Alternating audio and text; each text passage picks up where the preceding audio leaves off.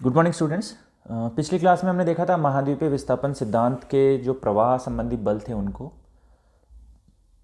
और अभी हम देखने वाले हैं इसके आगे का जो देखेंगे कि महाद्वीपीय विस्थापन सिद्धांत का जो थ्योरी है उसकी जो विवेचना है वो हम अभी इस क्लास में करेंगे।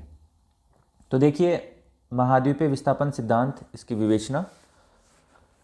महाद्वीपीय विस्थापन सिद्धांत जैसे कि आपको पता है कि 1912 में अल्फ्रेड वेगनर द्वारा दिया गया था। ये कहते हैं कि लगभग 20 करोड़ वर्ष पूर्व पेंजिया टूटना प्रारंभ हुआ। उससे क्या होता है, पेंजिया जब टूटता है तो दो महाद्वीपों में टूटता है, बड़े महाद्वीपों में टूटता है, तो बड़े भूखंडों में टूटता है, जिसको इन्होंने नाम दिया है, आपको नाम दिया इन्होंने लॉरेंशिया और गोंडवाना लैंड। लॉरेंशिया और गोंडवाना लैंड, उत्तरी भाग कहलाता है लॉरेंशिया और दक्षिणी भाग था गोंडवाना लैंड। इन दोनों के बीच में एक उथले समुद्र का निर्माण होता है जिसको नाम दिया गया टेथिस सागर। जिसको क्या नाम दिया गया है? जिसको नाम दिया गया है टेथिस सागर। इसके बाद में जो ये टेथिस सागर था ये पैंथालसा का ही भाग था, और महाद्वीपों का जो वर्तमान आकार और उनकी आपेक्षिक अवस्थिति है उसका कारण क्या माना गया? उसका कारण माना गया पेंजिया में हुआ विखंडन और उसका विस्थापन। तो ये जो प्रवाह हुआ वो दो दिशाओं में हुआ, जैसा कि मैंने आपको बताया। एक हुआ भूमध्य रेखा की ओर और दूसरा हुआ पश्चिम की ओर। मैंने पिछले क्लास में बात की थी कि जो भूमध्य रेखा की ओर विस्थापन होता है उसका कारण क्या था? उसका कारण था, तीन कारण बताए उसके। पहला था पोलर फ्लीइंग फोर्स, दूसरा था गुरुत्व बल और तीसरा था उत्प्लावन बल। तो जो पोलर फ्लीइंग फोर्स है वो आपका होता है पृथ्वी के घूर्णन की वजह से निर्मित, और जो पश्चिम की ओर प्रवाह होता है, पश्चिम की ओर प्रवाह का कारण क्या है? उसका कारण है सूर्य और चंद्रमा के द्वारा जो आरोपित गुरुत्व बल है वो। ठीक है, अब बात करते हैं। देखिए, ये विस्थापन दो दिशाओं में हुआ, भूमध्य रेखा की ओर हुआ और पश्चिम की ओर हुआ, जिसके बारे में हम ऑलरेडी बात कर चुके हैं। मैंने पहले बताया आपको कि 225 मिलियन साल पहले पूरा विश्व एक बड़ा महाद्वीप था, उसको कहा जाता था पेंजिया। पेंजिया के चारों तरफ था पैंथालासा। ठीक है, बाद में ये जो पेंजिया था इसमें विभाजन हुआ लगभग 150 मिलियन सालों पहले। ये विभाजन आपका कार्बोनिफेरस काल में प्रारंभ हुआ। ये दो भागों में बट गया, उत्तरी भाग कहलाया लॉरेंशिया और दक्षिणी भाग कहलाया आपका गोंडवाना लैंड। ठीक है, इन दोनों के मध्य एक उथला सागर बना जिसको कहते हैं टेथिस सी, टेथिस सागर। और बाकी जो टेथिस सागर था ये पैंथालासा का ही पार्ट था। इसके बाद में धीरे धीरे इन जो महाद्वीप हैं लॉरेंशिया और गोंडवाना लैंड, इनमें गति प्रारंभ हुई। इसके वजह से महाद्वीपों का जो वर्तमान स्वरूप आपको देखने को मिलता है वो अभी हमें देखने को मिलता है। तो कारण क्या है इनका? इनका कारण है कॉन्टिनेंटल ड्रिफ्ट, मतलब महाद्वीपीय भागों में ड्रिफ्टिंग हो रही है, मतलब प्रवाह हो रहा है, विस्थापन हो रहा है। ठीक है, इसको देखते हैं। अभी जो सबसे बड़ा महाद्वीपीय विस्थापन सिद्धांत में बात है वो है कि वेगनर ने इस विस्थापन के संबंध में कुछ तर्क प्रस्तुत किए। उन्होंने बताया कि ये कारण है जिसके वजह से मैं ये मानने पे विवश हुआ हूँ कि महाद्वीपीय भागों में विस्थापन हुआ है। कौन कौन से हैं देखिए उनमें। सबसे जो बड़ा है वो है महाद्वीपीय तटों में साम्यता, जिसको जिग्सा फिट बोलते हैं। जिग्सा फिट का मतलब ये है कि कोई दो आकृतियाँ, जैसे एक भाग ये है और दूसरा जो भाग है वो ये है, ये दोनों एक आकृति एक और आकृति दो हैं, ये एक दूसरे में एकदम से फिट हो जा रही हैं। तो इस जो ऐसे जो फिट होने का तरीका है इसको बोलते हैं जिग्सा फिट। मतलब दोनों एक दूसरे के प्रति जिग्सा हैं, साम्यता रखती हैं। अब एग्जाम्पल आप देखोगे तो जो दक्षिण अमेरिका और अफ्रीका के आमने सामने की जो तट रेखा है उसको यदि आप जोड़ो, उनको यदि आप पास में लेके आओ तो आपको दिखने को मिलेगा कि वो एक दूसरे से जुड़ जाती हैं। ठीक है, तो इसके आधार पर जो वेगनर हैं उन्होंने कहा कि कोई समय पे ये सारे महाद्वीप एक साथ ही जुड़े हुए थे। ठीक है, इसको प्रूफ भी किया गया कि 1964 में बुलर्ड थे। बुलर्ड ने एक कंप्यूटर प्रोग्राम की सहायता से अटलांटिक तटों को जोड़ा। अटलांटिक महासागर के दोनों तरफ जो महाद्वीप स्थित हैं, आप देखोगे कि अफ्रीका और इधर अमेरिका, तो इन दोनों तटों को आप जोड़ोगे तो इनमें जिग्सा वाला संबंध दिखाई देता है। और ये इन्होंने प्रोग्राम के माध्यम से इसको जोड़ने का प्रयास भी किया। तो ये सिद्धांत इसके पक्ष में प्रमाण प्रस्तुत करता है कि कोई समय पे ये दोनों भाग एक दूसरे से जुड़े हुए थे। ठीक है। इसके बाद में आप देखोगे कि महाद्वीपों के पार स्थित चट्टानों की आयु और उनकी संरचना में भी समानता देखने को मिलती है। जैसे आप देखोगे कि ब्राज़ील तट और पश्चिमी अफ्रीका के तट, मतलब अटलांटिक के दोनों तरफ के जो तटीय क्षेत्र हैं, उनके जो तटीय चट्टानें हैं, उन दोनों में समानता आपको देखने को मिलती है। तो इससे भी प्रूफ होता है कि वो किस समय पे एक दूसरे से जुड़े हुए थे। देखिए ये जिग्सा है, इस डायग्राम में आप देख सकते हो कि जो अफ्रीका का तट है वो साउथ अमेरिका के तट से ऑलमोस्ट लगभग जुड़ जाता है। साथ ही यहाँ पे जो रॉक स्ट्रक्चर है, देखिए यहाँ पे जो चट्टानें आपको इस कलर में देखने को मिल रही है, मैं अलग कलर ले लेता हूँ। ये जो चट्टानें देखने को मिल रही हैं, सेम यही चट्टानें आपको इधर अमेरिका के तट पर भी दिखेंगी, या यहाँ पे जो चट्टानें आपको देखने को मिल रही हैं, यही चट्टानें आपको अफ्रीकी तट पर भी देखने को मिलती हैं। तो इसका कारण क्या है? इसका मतलब ये है कि ये भाग कभी जुड़े हुए थे। ठीक है। तो जिग्सा फिट के साथ में जो चट्टानें आपको देखने को मिलती हैं, वो भी ये प्रूव करती हैं कि ये भाग जुड़े हुए थे। जैसे ये प्रोटेरोजोइक माउंटेन बेल्ट है, ये जो आपको दिख रहा है, सेम यहाँ भी पाया जाता है, और ये अफ्रीका के तट पे और अमेरिका दोनों के तट पे है। आर्कियन क्रस्ट जो है, देखिए दोनों में सिमिलरिटी यहाँ पर देखने को मिल रही है। तो ये जो डायग्राम है, इसमें पेंजिया को फिर से रिकन्स्ट्रक्ट करने की कोशिश की गई है। इसमें आप देखोगे कि जो साउथ अमेरिका का तट है वो अफ्रीका से मिल रहा है, ऊपर से नॉर्थ अमेरिका को यदि आप इस पर सुपर इम्पोज करोगे तो तीनों मिलके ये आपका जो पेंजिया वाला जो फीचर है उसको फिर से बनाते हैं। तो लगभग साम्यता ये प्रस्तुत करते हैं। तो ये जिग्सा फिट दिखाते हैं। अब इसके अलावा जो और प्रमाण आपने देखने हैं वो है पूरा हिमानीकृत प्रमाण, पेलियोग्लेशियल एविडेंसेस जो हैं। पूरा हिमानीकरण के अंतर्गत पुरातन हिमानीकरण का वर्तमान स्थलाकृति पर प्रभाव हम देखते हैं, और इसमें देखोगे आप कि भारत में पाए जाने वाले गोंडवाना श्रेणी के अवसाद के समरूप अवसाद दक्षिणी गोलार्ध के 6 विभिन्न भूखंडों में पाए जाते हैं। गोंडवाना श्रेणी के आधार तल में काफ़ी मात्रा में टिलाइट्स विद्यमान हैं, और वही टिलाइट आपको अन्य भूखंडों पर भी देखने को मिलते हैं। टिलाइट क्या होता है? अब जब आप हिमानी निक्षेपण की स्थलाकृतियाँ पढ़ोगे तो उसमें पढ़ोगे कि टिलाइट जो है वो निक्षेपण डिपोजिशनल लैंडफॉर्म है, हिमानी द्वारा, जो ग्लेशियर द्वारा निर्मित होते हैं। इसका क्या मतलब है? इसका मतलब ये है कि ये जो सारे भाग थे कभी एक साथ जुड़े हुए थे, और यहाँ पर ये हिमाच्छादित प्रदेश था। ठीक है। इसी क्रम के प्रतिरूप भारत के अलावा आपको Africa, Falkland island, Madagascar, Antarctica और ऑस्ट्रेलिया में भी देखने को मिल जाता है। कहने का मतलब ये है कि ये सारे खंड हैं कभी भूगर्भिक काल में एक ही भाग के हिस्सा था, मतलब यहाँ पर एक ही प्रकार की जलवायु उस समय पर विद्यमान थी, तभी तो सब जगह पे टिलाइट मिलेंगे ना। तो ये कारण है जिसके इसको बोलते हैं पूरा हिमानीकृत प्रमाण।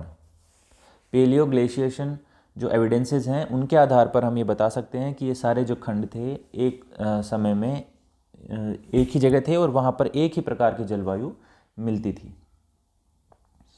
इसके साथ देखो आप कोल डिपोजिशंस, जो कोयले के जमाव मिले हैं उच्च अक्षांशों में, आपको कार्बोनिफेरस युग के कोयले के जमाव मिले हैं, और वो तभी मिल सकते हैं जबकि महाद्वीपीय विस्थापन विषुवत रेखा से उत्तर की ओर हुआ हो। ठीक है। महाद्वीपीय विस्थापन जो है वो उत्तर की ओर हुआ हो। इसके साथ ही प्लेशर के निक्षेप मिलते हैं। प्लेशर डिपॉजिट्स क्या होते हैं? प्लेशर डिपॉजिट्स होते हैं आपके जो नदीय निक्षेप हैं, जैसे घाना तट है वहाँ पर विशाल मात्रा में स्वर्ण निक्षेपों के पाए जाना। इसके साथ ही ब्राज़ील में भी स्वर्णयुक्त निक्षेपों का पाया जाना ये सिद्ध करता है कि घाना में विद्यमान स्वर्ण निक्षेप बेसिकली ब्राज़ील पठार से निकले हैं, और वो तब निकले होंगे, तब मिले होंगे क्योंकि ब्राज़ील पठार और घाना का जो तट है वो उस समय पे एक ही भाग से, एक ही महाद्वीप से जुड़े होंगे। तो ये भी एक प्रमाण प्रस्तुत करते हैं कि ये सारे जो खंड थे वो पेंजिया के रूप में किसी समय जुड़े हुए थे। इसके साथ सबसे इम्पोर्टेंट जो बायोलॉजिकल एविडेंसेस हैं उसमें जीवाश्मों का पाया जाना है, जीवाश्मों का वितरण है। एक समान पौधों और जंतुओं के अवशेषों की उपस्थिति तभी संभव है जब वो एक ही भूभाग पर रहते हों। इसके कुछ उदाहरण हैं आपको देखने को मिलेंगे, जैसे ये प्रेक्षित किया गया है, ये देखा गया है कि लेमूर जो जीव है वो भारत, मेडागास्कर और अफ्रीका में पाए जाते हैं। कुछ वैज्ञानिकों ने इन तीनों स्थलखंडों को जोड़कर लेमूरिया की उपस्थिति को स्वीकृत माना है। मतलब इन्होंने कहा है कि कोई समय पे भारत, मेडागास्कर और अफ्रीका वो है जुड़े हुए थे, जिसको उन्होंने लेमूरिया कहा।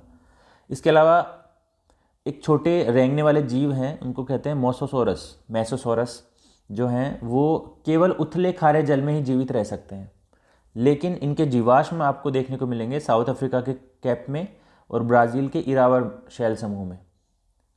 ठीक है, लेकिन ये जो दोनों क्षेत्र हैं ये लगभग 4800 किलोमीटर की दूरी पर अवस्थित है और इनके बीच में एक महासागर भी विद्यमान है। तो उससे क्या मीनिंग निकलता है? उससे मतलब निकलता है कि कभी कोई समय में ये दोनों भाग, मतलब ब्राज़ील और जो अफ्रीका जो हैं वो एक ही भाग में थे उस समय पे। उस काल में यहाँ वहाँ पर मेसोसोरस पाए जाते होंगे। बाद में वो अलग हो गए, तो उनके जो जीवाश्म है वो दोनों जगह पर देखने को मिलते हैं। एक बहुत इंपॉर्टेंट एग्जाम्पल है वो है ग्लोसेप्टोरिस। ग्लोसेप्टोरिस जो वनस्पति है वो गोंडवाना लैंड के सभी भूखंडों पर पाई जाती है। जो पेंजिया में जब विभाजन हुआ और वो दो भागों में बटा, आपका उत्तरी भाग कहलाया लोरेंशिया और दक्षिणी भाग कहलाया गोंडवाना लैंड। तो गोंडवाना लैंड पे एक वनस्पति पाई जाती थी, उसका नाम था ग्लोसेप्टोरिस। उसके जो जीवाश्म मिलते हैं वो आपको संपूर्ण गोंडवाना लैंड के भागों पर मिलते हैं। ठीक है, इसके अलावा जो मार्सुपियल जीव हैं वो गोंडवाना लैंड के विभिन्न भागों में पाए जाते हैं। तो ये कुछ वितरण है, जीवाश्म का वितरण, जिससे हमें ये पता लगता है कि अतीत में जो एक सुपर कॉन्टिनेंट था वो पेंजिया था और बाद में उसमें जो आपका विभाजन हुआ। ठीक है, ये इन डायग्राम्स में आप देख सकते हो पेंजिया को रिकंस्ट्रक्ट किया गया है। ये जीवाश्म इसमें जो इनका वितरण है उसमें दिखाया गया है। ये जो वनस्पति है ग्लोसेप्टेरिस, ये आपको देखने को मिलेगी कि ये देखिए कहाँ कहाँ ये पाई जाती है। ये वहीं पाई जाती है जहाँ पर ये आपका गोंडवाना लैंड था। इसके अलावा और भी बहुत सारे एग्जांपल्स हैं, जैसे कोल निक्षेप आप देखोगे इसमें। कोल जो स्वैम्प हैं वो आपको देखने को मिलेगा कि जो ये पूरा एक बेल्ट है जो इक्वेटर के आसपास थी उस पे मिली और उसके बाद में इसमें वो हुआ, विस्थापन हुआ। तो ये कुछ सिद्धांत, कुछ साक्ष्य हैं जिनके आधार पर हम कह सकते हैं कि अतीत में जो सभी भाग थे वो जुड़े हुए थे। अब देखते हैं महाद्वीपीय विस्थापन, जो कॉन्टिनेंटल ड्रिफ्ट है, उससे किस प्रकार से जो एक्टिविटीज़ थी वो निर्धारित हुई हैं। मतलब उनसे किस प्रकार से महाद्वीपों का, पर्वतों का निर्माण हुआ है। देखिए, वैगनर द्वारा विभिन्न भू आकृतियों के निर्माण और विन्यास की व्याख्या इस सिद्धांत के आधार पर करने का प्रयास किया गया। कुछ जैसे ऐसे हैं, जैसे सबसे पहले वलित पर्वतों का निर्माण। इस सिद्धांत के आधार पर उन्होंने बताया कि वलित पर्वत किस प्रकार से निर्मित होते हैं। किस प्रकार से निर्मित होते हैं? उन्होंने बताया कि अमेरिका के रॉकी और एंडीज वलित पर्वतों का निर्माण जो है इन महाद्वीपों के पश्चिम दिशा में प्रवाह के समय सीमा द्वारा आरोपित घर्षण और प्रतिरोध बल के कारण महाद्वीपों के अग्रभागों में वलन पड़ने से हुआ। मतलब क्या है कि जब ये भाग पश्चिम की ओर गमन कर रहे थे, पश्चिम दिशा की ओर प्रवाहित हो रहे थे, तो उस समय क्या हुआ, जो देखिए महाद्वीप, ये जो पर्वत हैं इनके ऊपरी भाग बने हुए हैं किससे? सियाल से। सियाल प्रवाहित हो रहा था, लेकिन उस सियाल के ऊपर नीचे वाली जो सीमा थी उसके द्वारा अवरोध उत्पन्न किया गया और उसी अवरोध से जो इनका अग्रभाग था वो फोल्ड होके माउंटेन्स के रूप में, वलित होके पर्वतों के रूप में परिवर्तित हो गया। इसी प्रकार जो देखोगे आप हिमालय, आल्प्स और एटलस, इन वलित पर्वतों का निर्माण भी जो लोरेंशिया और गोंडवाना लैंड के भूमध्य रेखा की ओर प्रवाह के द्वारा हुआ, इन्होंने माना है। दूसरा जो है वो है द्वीपीय चाप। द्वीपीय चापों की उत्पत्ति कैसे हुई? इन्होंने कहा कि द्वीपीय चापों की उत्पत्ति का कारण महाद्वीपीय प्रवाह के समय महाद्वीपों के प्रवाह की गति में शिथिलता का होना है। शिथिलता का मतलब है कि महाद्वीपों के कुछ खंड जो प्रवाह के साथ साम्य स्थापित नहीं कर पाए वो पीछे छूट गए और कुछ भाग आगे चला गया और जो भाग पीछे छूट गया उसके द्वारा द्वीपों की उत्पत्ति हुई। और इसी की वजह से द्वीपीय चाप, जैसे आप देखोगे जो जापान द्वीप समूह है उसका निर्माण हुआ। इसके साथ साथ ज्वालामुखी और भूकंप की जो व्याख्या करी इन्होंने, उसमें इन्होंने बताया कि महाद्वीपीय प्रवाह के समय सियाल द्वारा आरोपित घर्षण और चट्टानों में जो भ्रंशन हुआ, फॉल्टिंग हुई, उसके कारण भूकंप आते हैं। मतलब जब गति होती है तो जब घर्षण बल काम करता है, और जब फॉल्टिंग होती है उसके द्वारा जो धरातल है उसमें कंपन उत्पन्न होता है, उसकी वजह से इन्होंने कहा कि भूकंप आते हैं। और इसी कंपन और इसी फॉल्टिंग के द्वारा जो ऊष्मा जो बनती है, उसकी वजह से जो निचला भाग है सीमा, उसमें आपको गर्म होगा और वो बाहर निकलेगा, जहाँ पर भी उसको प्रेशर रिलीज करने के लिए पॉइंट मिलेगा, और वहीं पे आपको देखने को मिलता है ज्वालामुखी।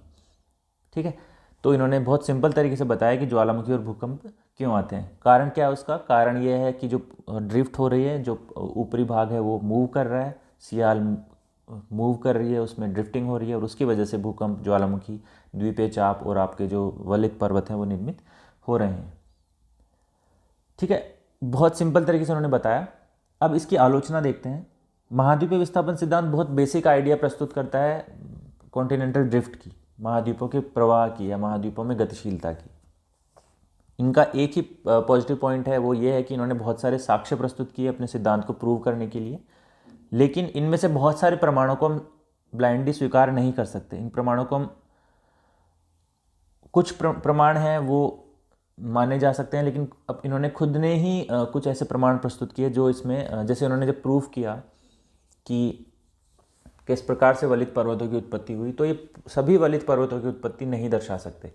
ठीक है, साथ ही आप देखोगे कि ये खुद ही कॉन्ट्राडिक्ट करते हैं। पहले ये बोलते हैं कि जो सियाल है वो सीमा के ऊपर फ्री फ्लोट कर रहा है, आराम से तैर रहा है, लेकिन फिर बोल रहे हैं कि जो सियाल है उसको सीमा द्वारा उस पर घर्षण उत्पन्न किया जा रहा है। ठीक है, दूसरी बात, जो ज्वारीय बल की ये बात करते हैं, वो ज्वारीय बल इतना सक्षम नहीं है कि वो उसको रोक सके, महाद्वीपीय प्रवाह को रोक सके। अब देखते हैं, अब देखो प्रमाण इनके देखते हैं, इनका आलोचना देखते हैं। सबसे बड़ी आलोचना है इनके द्वारा कि महाद्वीपीय प्रवाह बल से जो संबंधित हैं। देखिए, ज्वारीय बल से महाद्वीपों का विस्थापन तभी हो सकता है जब वर्तमान ज्वारीय बल से 10 गुना अधिक शक्तिशाली हो। तो ज्वारीय बल इतना अधिक पावरफुल नहीं है कि वो प्रवाह को गति दे सके। वो तभी संभव है जब वर्तमान जो ज्वारीय बल है, चंद्रमा और सूर्य की जो आकर्षण शक्ति के द्वारा उत्पन्न है, वो 10,000 करोड़ गुना अधिक होना चाहिए। ठीक है, मतलब ये जो इनका बेसिक पोस्टुलेट है, बेसिक जो संकल्पना का आधार है कि ज्वारीय बल की वजह से इनमें विस्थापन हुआ है, वो ही इनका गलत है।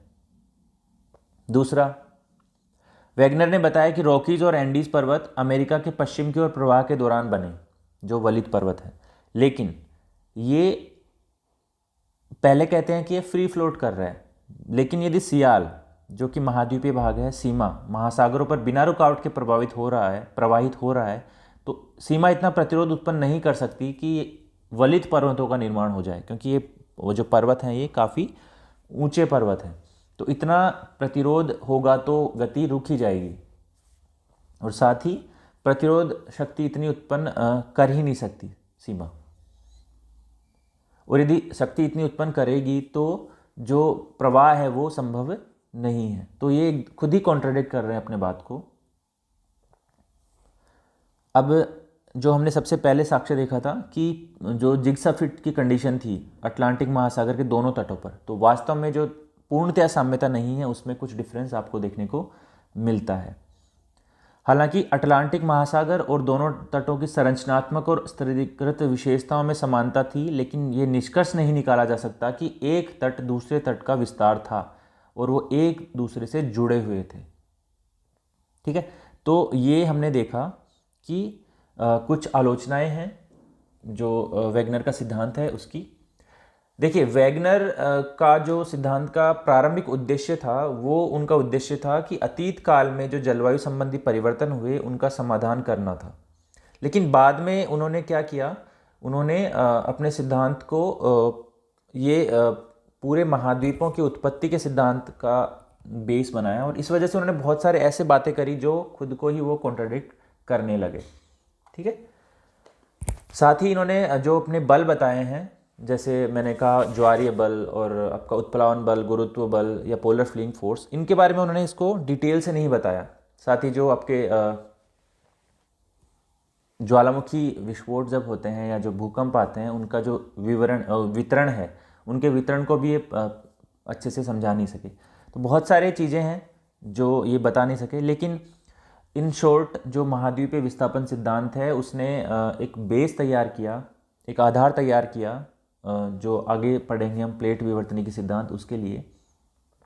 ठीक है, तो प्लेट विवर्तनिकी सिद्धांत आपका कुछ चीज़ों पर बेस्ड है, जैसे एक तो महाद्वीपीय प्रवाह की संकल्पना जिसको वेगनर ने स्ट्रांगली एक्सेप्ट किया।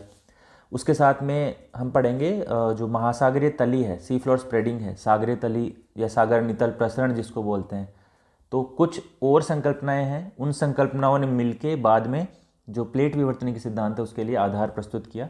तो ये जो कंट्रीब्यूशन है वेगनर का, इसीलिए उनको काफ़ी इम्पोर्टेंस दी जाती है जब हम बात करते हैं महाद्वीपों के उत्पत्ति के या महाद्वीपों के वर्तमान वितरण को समझाने की जब बात करते हैं, तो वेगनर का सिद्धांत ऐसा सिद्धांत है जिसको हमें पढ़ना ही पड़ता है।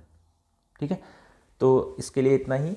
अगली क्लास में हम देखेंगे जो संकल्पनाएं हैं, जैसे सागर नितल प्रसरण है आपकी, या पैलियोमैग्नेटिज्म है। इसके अलावा और भी बहुत सारी चीज़ें जो देखेंगे वो हम अगली क्लास में पढ़ेंगे। आज के लिए इतना ही। Thank you.